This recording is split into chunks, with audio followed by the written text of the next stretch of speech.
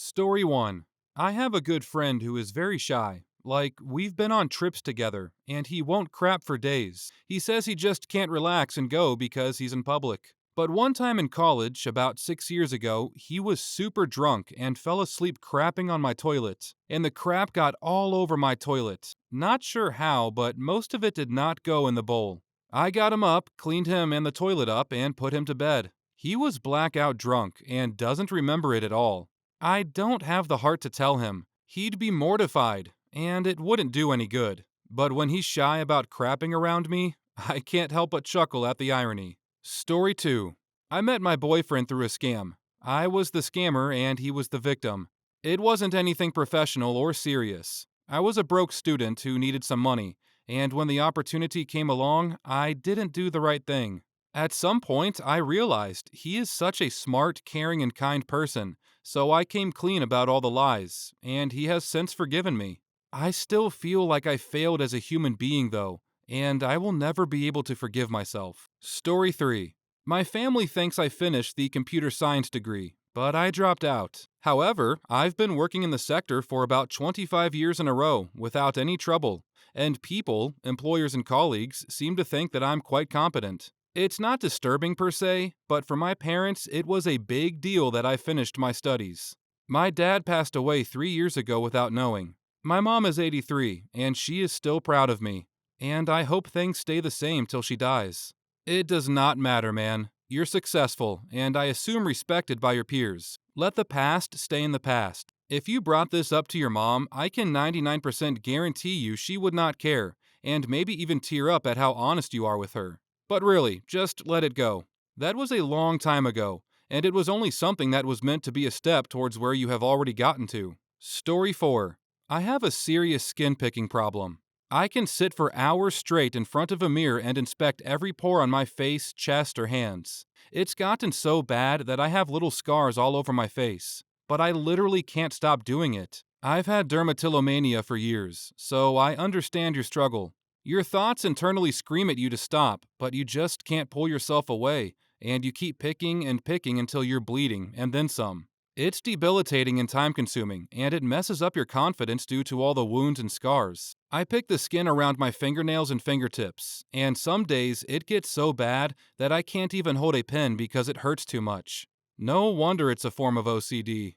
However, a few months ago, I started therapy at a clinic that specializes in OCD. I only have one of 10 sessions left, and I've made a lot of progress that I never thought would have been possible. I used to pick at every single blemish on my body, and I have scars all over because of it, but this therapy has been incredibly helpful. I actually cried at some point when I first realized that this is a condition I can learn to manage and not let it control my life. If you haven't yet, see if you can talk to a therapist about it, and if you already have but it didn't pan out, don't give up. Talk to different ones. Ask for someone who specialized in OCD. There is a way to get better, and you'll definitely find it. Story 5. I'm always excited to go to the ocean, and do so at least once a year. I like to body surf when I do. Usually, it's someplace tropical. In my dreams, I get to go to these awesome tropical beaches, and it always ends with a damn tsunami, or the waves just get too big and end up washing out the resort. I never die in these dreams, but I do become heavily affected by them. Usually, I wake up before they get too out of control. Story 6. As a teen, I caught my parents' house on fire playing with pyrotechnics in the garage, and then staged it to look like an electrical fire, so I wouldn't get in trouble. I was regarded as the hero who put the fire out before it consumed the house. I was home alone at the time, but really, I was the cause. They had all of the electrical redone in the house as a precaution against another fire. I never came clean. Story 7. A few years ago, I used to work at Home Depot at the returns desk. It was mostly very elderly people who worked alongside me in our store. I was the youngest on the team. We had a lady, Margaret, who had issues with bowel control due to her medications. She used to fart without even realizing she was farting. Usually loud but harmless ones, even when she was having a normal conversation. So we got so used to her doing that, even though it was awkward in the beginning. One day we were having a team huddle, and it started to smell like fresh manure, such a strong stench. And then one more, with a different flavor this time. The manager dismissed the team huddle, and one of the team members murmured, My goodness, Margaret, what was that? It was me. I did that, Margaret. I'm sorry.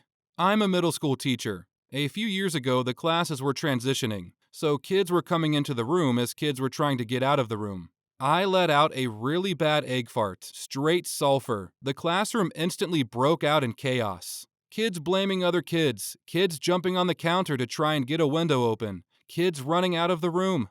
The poor other teacher was trying to get everyone to settle down, but the damage was done. It was the funniest thing I have ever seen. Not even a little sorry about it. Story 8. I'm an alcoholic. No one is aware of how bad it's gotten, but I'm drinking to almost blackout daily and going to work ill every day. I still do my job fine, but the second I'm off, it's all I want to do, and I can't stop myself anymore. It's been like this for almost 2 years now. What I'm doing to myself while acting completely fine to everyone disturbs me, but I'm really struggling to get myself help. One thing my therapist taught me is that the size of the next step doesn't matter. It can be refraining from your substance of choice for an extra second, minute, hour, or day. It's an all or something attitude, and I often use it in many aspects of my life where I struggle. I remember reading a post from someone who was an addict who would mark down every hour they stayed sober, until it became days at a time. It served as a way to remind themselves that being sober was possible. Story 9. I brushed my sister's toothbrush over a soap bar when we were little, because I thought that's what she did too. Sometimes my toothbrush tasted a little soapy. Never talked about it with anyone. First time writing it down too. I still keep mine in my bedroom after moving out 20 years ago, because my mom just grabbed a toothbrush and used it when she needed to. She would never check whose toothbrush she was using, and she doesn't think there's anything weird about that. Story 10. I never had a girlfriend, but told everyone I did have one, and that she broke up with me. I was so good at lying about it that I myself believed my lie, and somehow I felt really sad and depressed. Then I even remembered memories I never had, and afterwards I was like, what am I doing? I don't like to admit it, but I've done similar things in the past. Not as complex as yours, but sometimes when I go buy things like donuts or something for me to try and eat, I'll say something about my girlfriend, so people don't think I'll be eating all that by myself. Story 11. I am and have always been incredibly popular. My confidence and likability has helped me become pretty successful, and people always want to be around me. But in reality, I'm somewhat of a wolf in sheep's clothing. I think self-psychology identification is a little cringe, but I feel I definitely fall into the category of a dark empath. I'm able to easily convince people that I care about their problems, when I actually feel nothing but indifference towards them. Even my partner to a certain extent. Story 12. I'm terrified of going into work. Not work itself, because I'm a hard worker, but I despise sitting in an office full of people I barely know, constantly being on, being evaluated in person, and pretending I enjoy not being warm and safe in my cozy home. For some of us, the pandemic was a blessing. That is definitely me. I hated it so much, it boiled up to such a screaming breaking point for me. I left and started my own business. I work insane hours. A 16-hour manual labor day is normal, followed by another 2 in a row usually. But I will take that over social niceties and business slacks and heels any day. Masking is exhausting. I got so good at it that no one at either of my internships or jobs suspected I'm an intense introvert. My coworkers even called me the office's social butterfly. Yes, because I'm trying to survive and thrive. And in this extrovert-philic environment, that's the only way. Story 13.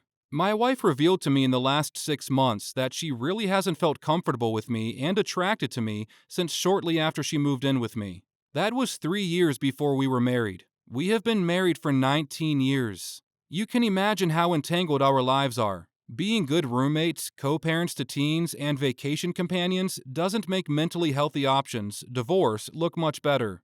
These revelations have led to the realization of no connection. Unfortunately, marriage has been financially harmful, and getting a divorce now would be financially devastating. Life is too short. I took the plunge and divorced her. Of course, it was a rough go initially, after divorcing and starting over in my 40s, but it was so worth it. Life is so much better than previously imagined. Everything improved. I wake up in a dream every day. My current wife is just amazing. I have children with my first wife, and I do not wait until they are out of the house. Although difficult, it has paid off tenfold. They are all happier human beings now, more independent, and they have each told me they are glad I divorced their mother. They feel more loved at my home with me and their stepmom than with their mother and her husband. The only thing I wanted in the divorce was 50-50 with the kids. But long story short, she took this from me during the divorce proceedings. I've since regained my children one by one, mentally and emotionally, by continually showing them love. They are closer to me than their mother. They hide areas of their lives from her. They are not with me. In fact, a couple of them consider me their best friend. Divorcing now is not the end-all be-all. You do not have to lose everything. Yes, it is starting over, and yes, it is painful and very costly. But ultimately, it is so much worth it. I wish I would have done it sooner. Story 14. My wife makes great biscuits and gravy. Like, really good. I never liked biscuits and gravy before we got married. Maybe I never had a version that was good enough? Maybe my tastes have changed? All of my kids love my wife's biscuits and gravy too. She is a pretty damn good cook, so there's that. Over the years, I've had other versions of biscuits and gravy with varying affection for the taste. Some good, and some just flat out mid. So again, my wife's biscuits and gravy comes out on top. Well, one day, a friend of mine and his wife came over so we could all hang out. He offered to cook us dinner. He said that he was going to make biscuits and gravy.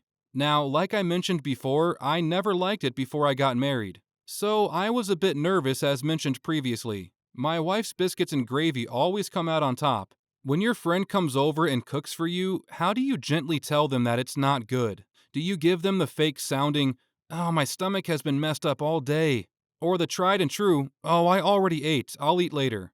The latter buys you enough time to let them leave before you throw the crap out. Anyway, my buddy's cooking, and I'm already mentally preparing my speech, going over and over in my head so it doesn't sound forced or sincere enough. But hey, at the very least, I can always just choke it down, right? Well, he finished up and had us try it. I'll be damned if it wasn't the best biscuits and gravy I've ever had in my life. Like, damn, it was tasty.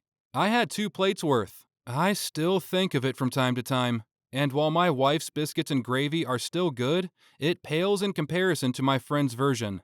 Every time she cooks it, I remember my friend's version, and I don't say anything. Nothing at all. I'm not trying to get my butt kicked, so I hide my head in shame. Story 15. Not really disturbing, but I feel super guilty to this day, and I never told anyone about this. When I was a teen, I had a summer job painting houses. I painted the living room of this incredibly sweet elderly couple. Both of them could barely talk. They had really nice fluffy shag carpet in their living room, and the wife was really adamant about the carpet not getting dirty. Anyway, I was lazy and decided to push the couch before moving anything around it, so I could access that part of the wall. I spilled an entire can of paint on the shag rug in the process. I quickly painted the wall and then pushed the couch over the paint spot before anyone saw. The couple was really happy with the work I did, and I took their money and ran out of there before putting the couch back. I'm sure they had a terrible time moving the couch on their own, and probably had to replace the carpet. Story 16. A newly discovered younger relative is trying to connect with my family after researching his background through an ancestry site. He tried to find us, when his mom always avoided the topic of his biological dad. No one knew about this recently except for my parents, 2 of my older sisters, and me.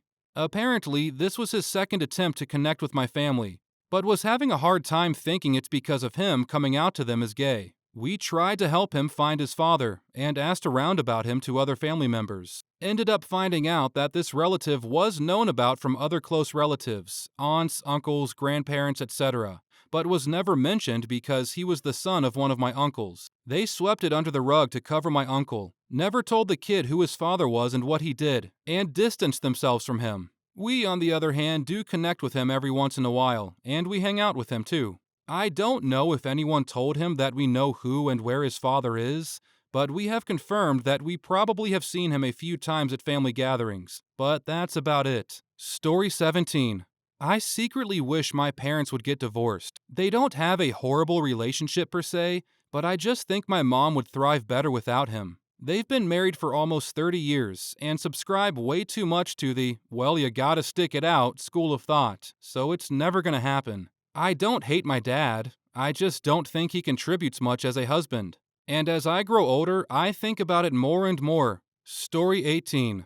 When I was a lot younger, currently 22, more immature and naive, I made fun of someone on social media because they got cancer. At least I've got a shot at redemption, because I am currently in my final year of medical school. And I am, as of right now, doing large-scale research work on new cancer treatment options for some of the most malignant and fatal cancers. As of right now, I'm working in the shadows, but plan on bringing it out into the academic and pharmaceutical realm when I'm done with residency in histopathology, and I'm fully organized to tackle the problems that come after. Funny how life can work sometimes. Story 19. If I had one wish, it would be to have the ultimate power necessary to take over the whole world. I'm so stressed out personally, and with all the crap going on in the world. Genocide, pointless wars, rising political extremism, rampant inequality, climate change, etc. I just want to feel like I can do something about it. But the system is rigged against the change, and I don't have the power to do anything about it. I often find myself fantasizing about having unimaginable power and just taking over countries to fix their problems. I hate this feeling of rage inside me. Story 20. I won't share my most disturbing secret on my main account. Instead, I'll share a secret about me that only some people know. I regret my boring life so far. For context, I'm a straight man in my early 30s. I never had a high school girlfriend. I didn't even lose my virginity until I was 26 years old. I only went to one homecoming, and it sucked. I never went to my senior prom, never went on the fun spring break trip in high school or college. I never snuck out of my house and did anything rebellious. Never had one of those young, wild, and free nights.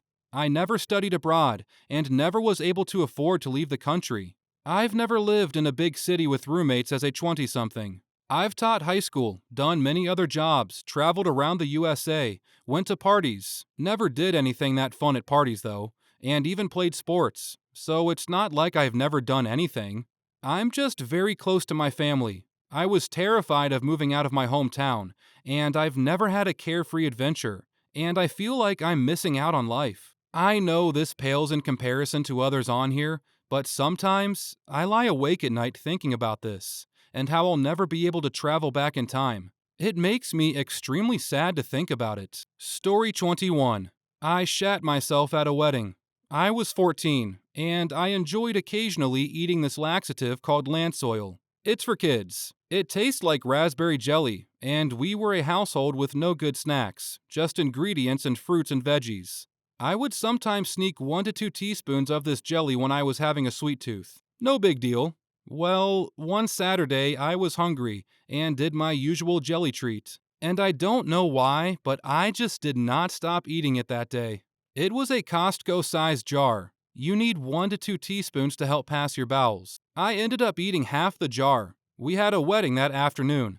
A bit gross, sorry, but when I tell you I wasn't even pushing, it was just coming out. We had to go home, and I didn't stop crapping for a whole day. Mom threw out the lance oil and never bought it again.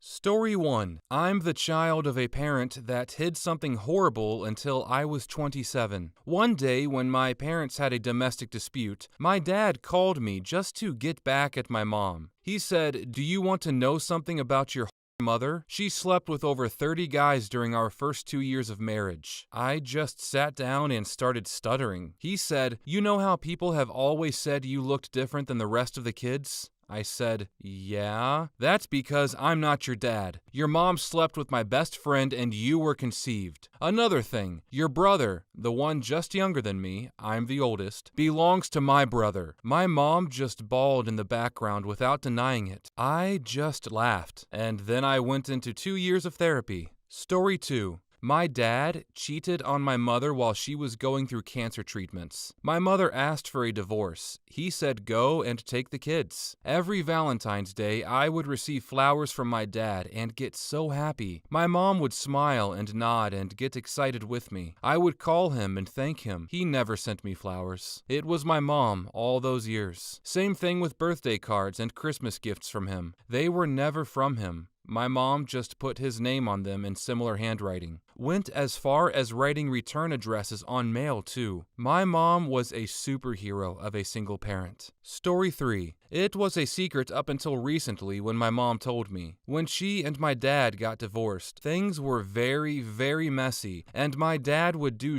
things to dodge paying for my care. He ended up owing my mom a couple $1,000s, and my mom was ready to sue. But instead of getting the lawyers involved, and because she knew my dad was not a healthy person to be in my life, she offered him a deal. Keep the money, but relinquish custody officially. I'd still get to see him if and when I wanted, but he would give up all legal rights as a guardian. Because he hated paying my mom that much, he took $2,000 over me. Not a life-changing, earth-shattering secret. It's just revealing to know my dad values money more than me. Before anybody casts judgment on my mom, my dad was, and probably is, a piece of human garbage who abused me and allowed me to be a few years after this. So I'm 1000% fine with my mom's decision. She's my favorite person in the world, and every single day, I am so lucky to have her in my life. Story 4. Adoptive parent of 3 kids, 2 of which are biological siblings and cousins. Found out a year after the adoption that the biological parents were half-siblings who shared the same dad. The bio parents found out after they had the first child and proceeded to have another. The kids are now 16 and 13 respectively, and have zero clue that they are a product of interbreeding. Unfortunately, their biological grandpa just passed away, so there very well could be a big reveal coming in the near future. Story 5. That I've been changing every clock in the house on New Year's Eve to 3 hours early. At 9 p.m., we celebrate the New Year, then hang out for an hour. He thinks he's breaking every rule and has a great time. Now that he's turning 11, this will never happen again, with phones and being somewhat smarter. Story 6. I'm the child, 48 female, but my father told me my mother was dead all throughout my childhood, and everyone in the family, aunts, uncles, cousins, grandparents, stepmother, supported the lie. Not because my mother was a criminal or even a bad person, just because they had a huge argument one night and she went to stay with a friend without me, so he decided she would never be allowed to be in my life again, ever. He wrote her off. On my 18th birthday, she called our house and asked to speak with me. So I found out the truth. Story 7. My mom passed 15 years ago. My family had a bunch of stuff that they didn't go through, and that they just kind of left for me. About 10 years ago, when I was trying to downsize and get rid of stuff, I found medical documents that she had kept. Apparently, I was not an only child. She was pregnant with twins. I was the one that made it. Story 8. My wife and I each have a child from a previous marriage. Both of our ex-spouses were cheaters. Both children still adore and idolize their other parent, and we just keep smiling and nodding. This probably isn't the type of thing OP was asking, but it is a secret that we will maintain for years. I feel like that's probably best until your kids are older. My mom did not hide that fact at all, and rubbed it in my face, used it against me, and made me really hate part of who I was for a long time. Kids don't understand that it doesn't have to do with them. So good for you for letting them be kids for now. Story 9. My son was planned. But after separating from his father when my son was 8 months old and having basically nowhere to go and no way to actually take care of us on our own, many times, I thought about the possibility of dropping him off at the hospital and skipping town. I never did, and he's 8 years old now, and we are very happy. Story 10. Grandpa is not their grandpa. I didn't find out until I was 30 that my dad adopted me and my mom was married to someone else when I was born. My 15-year-old was looking at those DNA kits in the store. I wonder what surprises it would find. Oh, more than you think, sweetie. I'll tell them someday, just not sure what the right time is. Then again, that's what my parents told me when I asked why they never told me about Bio-Dad until he reached out to me and blew their secret. Story 11. Money is tighter than I'd like it to be. My daughter's Easter gift this year is a brand new expensive hair straightener that somebody else gave me as a paycheck for doing them a favor. My son's Easter gift this year is a Lego set from my childhood. My mom kept most of our stuff in good shape in original boxes. Story 12. I'm the child here, but my parents hid from me for over half my life that I actually had a twin sister, but she had died at birth. Apparently, even at the age of 2, I knew I had a sister without anyone telling me. Then, throughout my childhood and early teen years, I would always pretend my imaginary friends or my actual friends were my twins. It all made sense when my mom sat me down a few years ago and told me my twin sister had at birth. Sad shit. I'm an only child too, so that doesn't really help me not feel bad. Story 13. That my ex tried to take him away from me. When he was younger, around 2, she tried to move him out of the state, and it turned into a huge custody battle, and a whole bunch of subsequent fights. She wanted to take him despite me being involved in everything. For a little while after, he would talk about them wanting to move, but then they decided not to. I'm sure I'll tell him someday when he's older, but for now, it all has to be kept quiet. Story 14. Pretty sure they know, but my second cousins are technically twins 2 years apart. Their parents did in vitro and 2 of the eggs were fertilized. They weren't ready for twins, so they froze one of the eggs and had their second kid 2 years later. It's actually pretty cool. Edit. I wasn't super familiar with IVF when this happened, and a lot of people are saying they aren't twins. Doesn't really matter to me if they are or aren't. I just thought it was cool when I was a kid. I was about 9 when the oldest was born. For anyone who's wondering, they're a boy and a girl. I really wish they were somehow identical, because then, if I was the younger one, I would just rip on the older one and be like, oh, you mean that's what I'm gonna be like in 2 years. Story 15. Kind of the opposite, but on my 18th birthday, my father walked into my room with a bag of and a bunch of rolling papers and showed me the entire hidden portion of our house. Not on blueprints, accessed through a hidden door that he used to grow. I had gotten grounded for smoking several times by that point in my life. This was Florida in the 90s. Story 16. Not my secret and not really up, but my grandma revealed on her deathbed to my mom and dad, her supposedly firstborn son, that while in nursing school in the 1950s, in a different state, she actually conceived a child out of wedlock and gave her up for adoption. Not even my very religious grandpa knew that. She just didn't want to have that information to die with her, so she told my parents.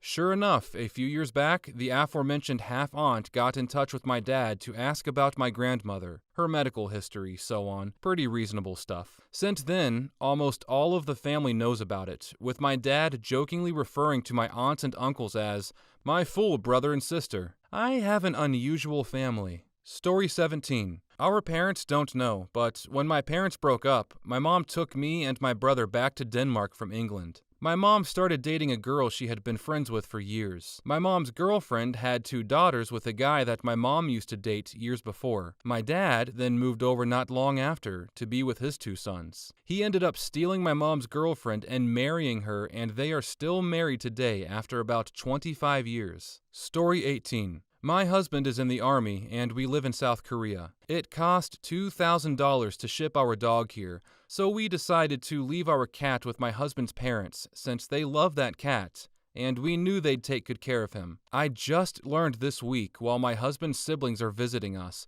that our cat was eaten by a coyote months ago, and my in-laws just never told us. Apparently, their neighbors heard a coyote attacking something in the middle of the night, and the next morning they saw orange fur and cat parts in their yard. We have an almost 5-year-old daughter who loves that cat, and we have no idea how we're going to tell her. She recently drew a picture of him to show her friends in Korea, and even today talked about him and how much she misses him. It feels f***ed up not telling her, but it'll destroy her sensitive little heart. Story 19. Biggest thing is that I was a addict growing up for a few years. So when I try to educate them on why to stay away from substances, it's not because of other people's horror stories. It's because I was that person. I just completely changed my life before they were here.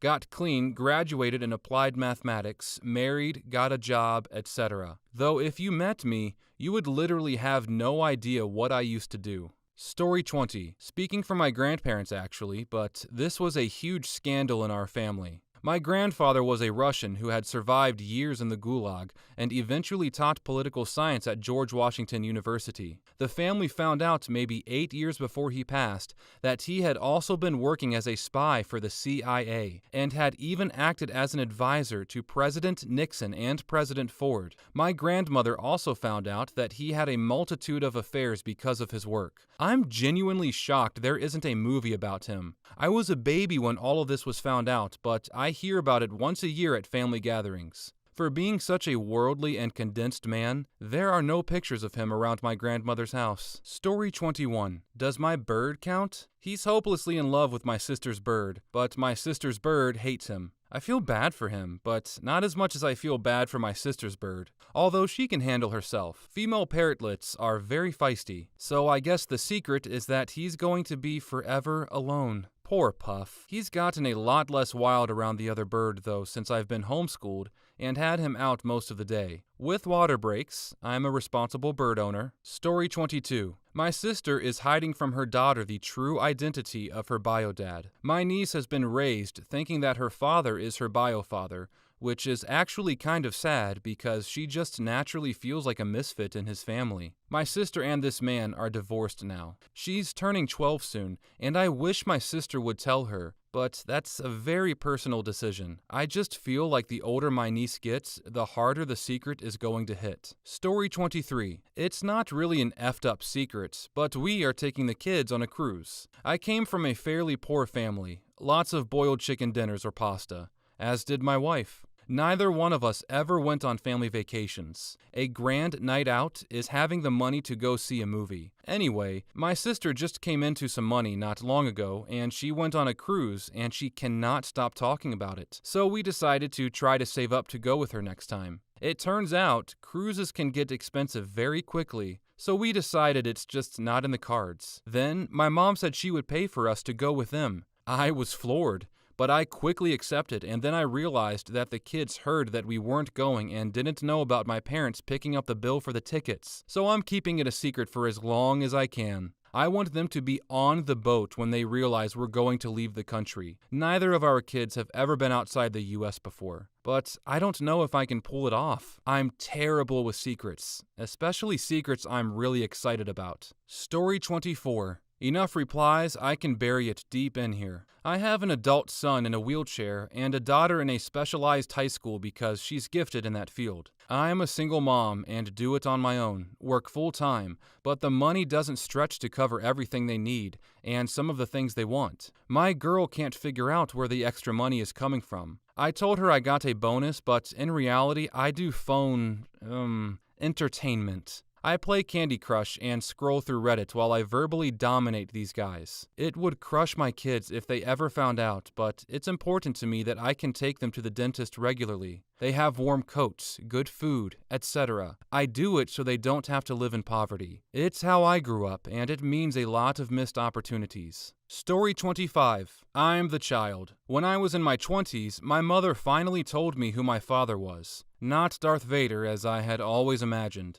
He had since become CEO of a large multinational corporation in another state. I attempted to contact him and even visited his office, but he didn't come out to see me. I since found out other fun facts. When they met, my father gave my mother a phony name and address, since he was married with 3 kids at the time. He said he traveled for work and had a fake phone number set up to take messages. Their relationship continued in this way for 4 years until I came into the picture. He promptly disappeared. Nobody knew someone by that name. By freak accident, my grandfather met a person at the guy's company who identified him by his real name. My grandmother contacted their home and met my father's wife. She was calm and collected about the news. You'll probably want child support? That marriage did not last. My father went through at least 3 marriages, one of them to a former Miss State name, and I have at least 5 half-siblings, that I know of. I haven't contacted any of them. Story 26. Not a parent, but an uncle. So, the one secret I'm keeping from my nephew is that he had an exorcism spiritual cleansing performed on him. So, to rewind a bit. One day, Grandma hears the baby just gurgle and make noises, as babies often do. She interprets the whole thing as the baby is possessed or being attacked by an evil spirit and freaks out over it. Nephew's mom, my sister-in-law, my brother, nephew's dad, and me try to talk some sense into this crazed idiot, but she refuses to listen to any of us, ranting and raving that the baby is going to be plagued by bad luck and all that nonsense. So a few days later, Grandma has a spiritualist flown all the way from China to come and cleanse the child and ward off any evil spirits. So we all spent half a day outside with some funky smelling incense burning, the spiritualist chanting and waving a stick in the air, and all of us standing in silence. The kid's all right. Last I checked, he wasn't floating in the air, speaking in tongues, or spitting blood on people. Story 27. My family and I entered the country when I was a kid. We were about to get deported when my mother was offered to enter into a marriage of convenience. We all got our citizenship as a result, but technically could lose it based on current laws. More than 20 years later, I am living the American dream, so to speak, and have a university degree, a career, a husband, and children, but I still feel like I'm not 100% deserving of everything that I have. The marriage was the best thing that could have happened to us. It was winning the lottery, rather than the alternative of going back to our country. I can't reconcile those things in my mind. She took care of the husband. He was elderly at the time, but sane of mind, and did not take advantage of his kindness, nor of his money. He was a lonely old man, and I believe we all made his life better too. They divorced amicably a few years later, and she still took care of him for as long as she could. Story 28. Not a parent, but I can definitely tell the most effed up secret they used to have. My family adopted this old German shepherd that was about the age of 12. At the time, I was in preschool, and we named the dog Petey. I loved Petey very much, and he was my best friend. He was by my side for over 5 years, and we had this really special connection. But all good things have to come to an end. In the middle of my 5th year of elementary school, Petey passed away at around 18. At the time, I didn't really get a sense of what really happened, and my parents just lied and said Petey was adopted by another family and is living happily. I didn't think much of it until last year when I asked my parents what really happened, and it turns out he passed away years ago. I'm in my last year of middle school, and I'm still in shock. I've been lied to for years about the death of my best friend, and the fact that I haven't gotten to say a proper goodbye to him.